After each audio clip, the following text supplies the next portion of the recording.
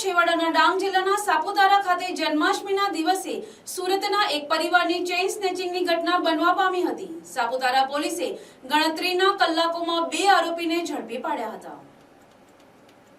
ગિરિમથક સાપુતારા ખાતે ટૂંકા વેકેશન દરમિયાન પ્રવાસીઓનો ધસારો જોતા જન્માષ્ટમીને દિવસે સુરતનું એક પરિવાર સાપુતારા ખાતે ફરવા આવ્યું હતું। સાપુતારા સ્વાગત સર્કલ પાસે 2 અજાણ્યા બાઇક ચાલકો સુરતના પરિવારને વાતમાં નાખી ગળામાં પહેરેલી સોનાની ચેઇન તોડીને ભાગી જવાની ઘટના બનવા પામી હતી। ભોગ બનનાર સુરતના પરિવારના રાજેશ કથિરિયાએ સાપુતારા પોલીસ સ્ટેશનની અંદર ફરિયાદ કરી હતી। સાપુતારા પોલીસે ફરિયાદને આધારે સાપુતારામાં લગાવેલા અલગ-અલગ સીસીટીવી ચેક કરતા ચેઇન સ્નેચિંગ કરીને ભાગેલા બાઇક સવારો સીસીટીવીમાં કેદ થવા પામ્યા હતા।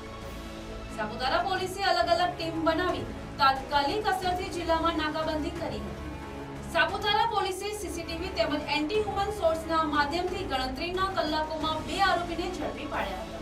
આ બંને આરોપીની કડક સઘન પૂછતાછ કરતા બંને આરોપીઓએ ગુનાની કબૂલાત કરી હતી। આ બંને આરોપીઓ જયદીપ ગોંડલિયા અને સાહિલ રફીક મોહમ્મદ કામરેજ ખાતે રહેતા હોવાનું પણ બહાર આવ્યું છે।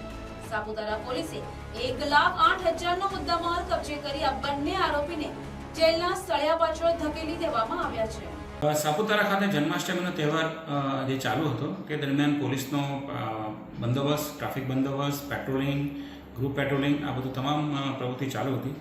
તે દિવસે ખૂબ ભીડ હતી અને ભીડનો લાભ ઉઠાવીને 2 જે ચેન સ્નેચર હતા એમણે એક મહિલાના ગળામાંથી સોનાની ચેન સ્નેચિંગ કરીને ભાગતા હતા।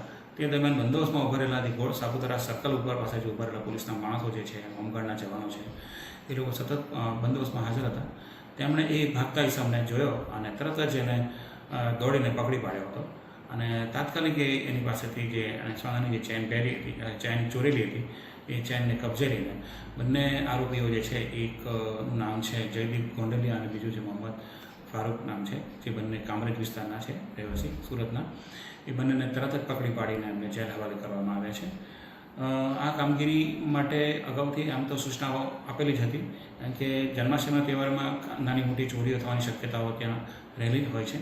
એટલે આવી પરિસ્થિતિને પહોંચી વળવા માટે સતત પોલીસ અને હોમગાર્ડના જવાનોએ તથા જીઆરડીના જવાનોએ સતત ખડે પગે હાજર રહીને બંદોબસ્ત બજાવ્યો હતો। એના પરિણામે આ રંગે હાથ બંને ચોરો પકડાયા। ડાંગથી વિનોદ ગાવિતનો અહેવાલ।